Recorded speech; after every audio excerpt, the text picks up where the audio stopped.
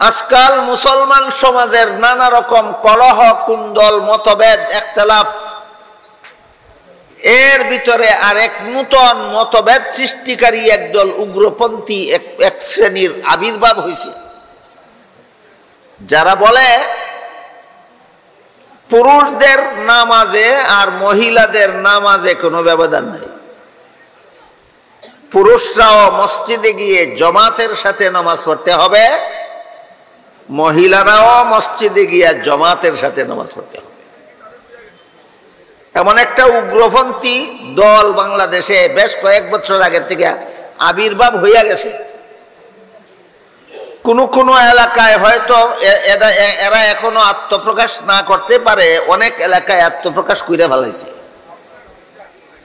এরা বিভিন্ন বক্তৃতা বিবৃতির মাধ্যমে তো বলেই থাকে, অনেক বই পুস্তকেও লেখে ফেলেছে যে নারী পুরুষের নামাজে কোনো ব্যবধান নাই।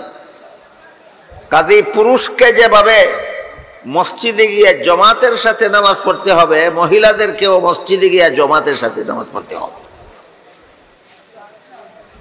অথচ হাদিস শরীফে রাসূল করিম সাল্লাল্লাহু আলাইহি ওয়াসাল্লাম বলেন, পুরুষ মসজিদের জামাতে শরীক হয়ে নামাজ পড়লে যেই সওয়াব, মহিলা ঘরের কোনায় একা নামাজ পড়লে সেই সওয়াব। রাসূল বলেন কি আর এরা বলে কি?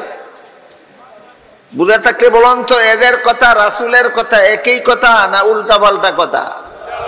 উল্টা পাল্টা কথা। এক হাদিসে রাসূল বলেন,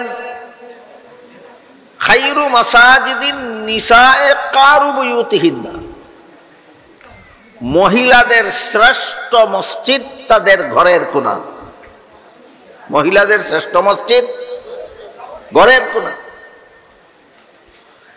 আর এক হাদিসে উল্লেখ আছে, একজন মহিলা রাসূলের কাছে প্রস্তাব রাখল, বলল, ওগো আল্লাহর রাসূল, আপনি অনুমতি দিলে আপনার ইমামতিতে মদিনা শরীফের মসজিদে যে নামাজের জামাত চালু হয়, সেই জামাতে শরীক হয়ে আমি নামাজটা পড়তে চাই।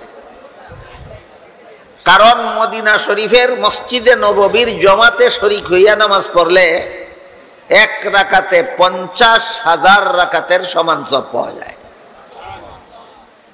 এই কারণে মহিলা রাসূলের কাছে অনুমতি চাইল, বলল, আপনি অনুমতি দিলে আমি মদিনা শরীফের মসজিদের জামাতে শরীক হয়ে নামাজটা পড়তে চাই। রাসূল অনুমতি না দিয়া বললেন, এই স্বভাবটাই তুমি পাবে ঘরের কোনায় একা পড়লে। পুরুষ মদিনা শরীফের মসজিদের জামাতে শরীক হইয়া নামাজ পড়লে পাইবে 50,000 রাকাতের সমান সওয়াব। মদিনার মহিলারা ঘরের কোনায় একা পড়লেও পাবে 50,000 রাকাতের সমান সওয়াব। তাইলে ডিউটি কঠিন কার, সহজ কার? পুরুষের ডিউটি কঠিন, মহিলাদের ডিউটি সহজ। পুরুষের ডিউটি কঠিন, মহিলাদের ডিউটি সহজ। পুরুষ কঠিন ডিউটি পালনের মাধ্যমে আল্লাহর কাছে যেই পুরস্কার পাবে, মহিলা সহজ ডিউটি পালনের মাধ্যমেও আল্লাহর কাছে একই পুরস্কার পাবে। এই কথাটা অনেকের বুঝে আসে না যে কেন মহিলারা ঘর থেকে মসজিদ বের হয়ে মসজিদে যাবে। শীতের মৌসুম হলে তো ঠান্ডা বাতাসের কারণে কষ্ট হয়, গরমের মৌসুম হলে গরমের কারণে কষ্ট হয়। নিজের ঘর থেকে মসজিদ একটু দূরে থাকলে আসা যাওয়ার কষ্ট হয়। গাড়ি নিয়ে মসজিদে যাইতে হইলে তেলের পয়সাও খরচ হয়। এত কিছু করেন পুরুষরা যেই সওয়াব পাবে, মহিলারা ঘরের কোনায় একা নামাজ পড়লে তাদের সমান সওয়াব পাবে। এটা কোন ইনসাফ হইল, কোন বিচার হইল? এই কথাটা অনেকের বুঝে আসে না। এই বিষয়টা যদি আপনারা সকলে বুঝেন এবং মনে রাখেন, তাহলে এই উগ্রপন্থী লোকেরা আপনাদের মা বোনকে নারী পুরুষের নামাজে ব্যবধান নাই বলে ঘর থেকে বের করে মসজিদে কারাকারি করে মসজিদে নেওয়ার মতো এই রকমের দুষ্টামি করার সুযোগ পাবে না। এই কারণে সর্বস্তরের মুসলমানের বুঝা দরকার, জানা থাকা দরকার যে পুরুষ মসজিদের জমাতে শরীক হইয়া নামাজ পড়লে যেই সওয়াব পাবে, রাসূল কেন বললেন মহিলারা ঘরের কোনায় একা নামাজ পড়লে সেই সওয়াব পাবে? কেন? আল্লাহ আলোচ্য আয়াতে বলতেছেন নারী এবং পুরুষের আমলে ব্যবধান হতে পারে, কাজে ব্যবধান হতে পারে, কিন্তু আল্লাহর কাছে পুরস্কার পাওয়ার বেলায় সমান পাবে। তাই আল্লাহ বলেন মিন যাকারিন আও উনসা ওয়া হুয়া মুমিন ফালানুহয়িয়ান্নাহু হায়াতান তাইয়্যিবা। নেক আমলওয়ালা ইমানদার পুরুষ আর নেক আমলওয়ালা ইমানদার মহিলাকে আমি আল্লাহ পুরস্কার দিব সমান সমান। মহিলাদেরকে পুরুষের সমান পুরস্কার কেন দিবেন? আল্লাহ বলেন সমান পুরস্কার দিবেন, রাসূলও বলেন মহিলারা পুরুষের সমান সওয়াব পাবে। পরবর্তী কথা বোঝার আগে বলুন তো পরিষ্কার বুঝলেন কিনা, মহিলারা কাজের বেলায় পুরুষের সমান না আল্লাহর কাছে পুরস্কার পাওয়ার বেলায় পুরুষের সমান? আল্লাহর কাছে পুরস্কার পাওয়ার বেলায় পুরুষের সমান। কেন? সহজ কাজ করে কঠিন কাজের সমান পুরস্কার কেন পাবে? এবার এই কথাটা বোঝার চেষ্টা করি। পুরুষের জন্য তো মসজিদে 5 বেলার নামাজ মসজিদের জমাতে পড়া সুন্নত, তারাবিহের নামাজ মসজিদে জমাতে শরীক হয়ে নামাজ পড়া পুরুষের জন্য সুন্নত। আগেই বলেছি জুমার নামাজ মহিলাদের জন্য ফরজ নয়, পুরুষের জন্য ফরজ।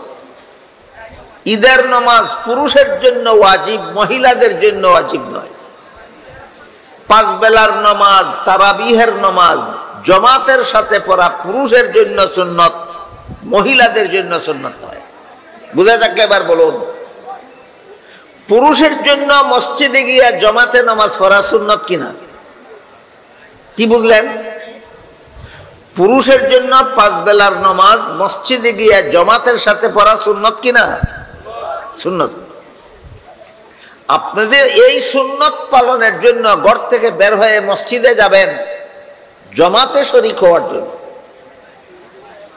আপনার ঘরে যদি 6 মাসের একটা শিশু থাকে, না কোনো মুসলমানের জীবনে তার ঘরে 6 মাসের শিশু থাকে না? আপনার ঘরে যদি একটা 6 মাসের শিশু থাকে, শিশুটাকে কুলে করে নিয়ে যাবেন মসজিদে জমাতে নামাজ পড়ার জন্য, না ঘরে রেখে যেতে হবে? এটা আগে পরিষ্কার হোক। যদি বলেন আমি কুলে করে মসজিদে নিয়ে যাব, তাহলে আপনার 6 মাসের শিশু বাচ্চাকে কুলে করে নিয়ে মসজিদে গিয়ে জমাতে শরীক হইলেন।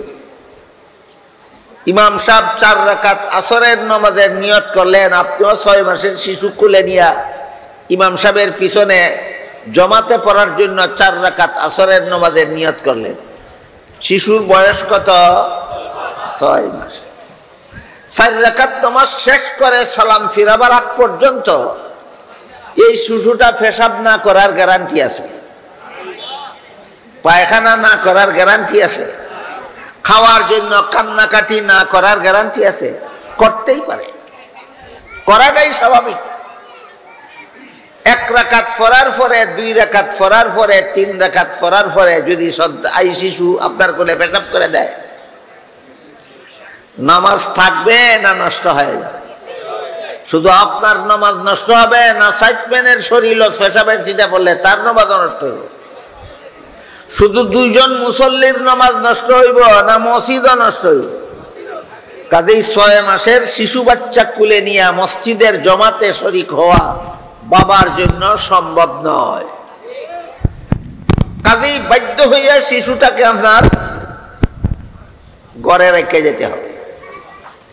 6 মাসের শিশুকে কি একা একাই ঘরে রেখে যাবেন, না তার মায়ের কাছে রেখে যাবেন? মায়ের কাছে রেখে যাবেন। আপনার 6 মাসের শিশু বাচ্চাকে যখন তার মায়ের কাছে ঘরে রেখে আপনি মসজিদে গিয়ে নামাজের জমাতে শরীক হবেন, আপনার কি মনে মনে টেনশন থাকবে যে আমার বাচ্চাটা খাওয়ার জন্য কান্নাকাটি করতেছে কিনা? কেন না? মাই দেখব। আমার কি মনে মনে টেনশন থাকবে যে আমার বাচ্চাটা বিছানায় পায়খানা করে দিয়ে ছটফট করতেছে কিনা? কেননা মা আছে, মায়ে দেখবে।